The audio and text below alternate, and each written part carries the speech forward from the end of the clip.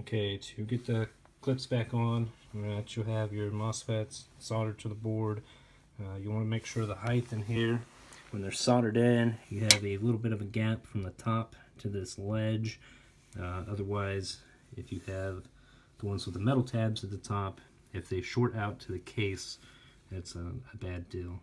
So what you need, I use a pair of pliers here, and I put this edge against the corner edge of the clamp, and I hit the end of it with the hammer to drive it back into the groove.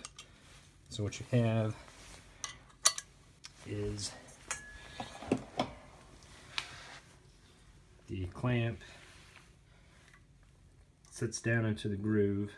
It's kind of hard to see here, but it goes in the groove, and you'll hit it at an angle down and in to drive it in.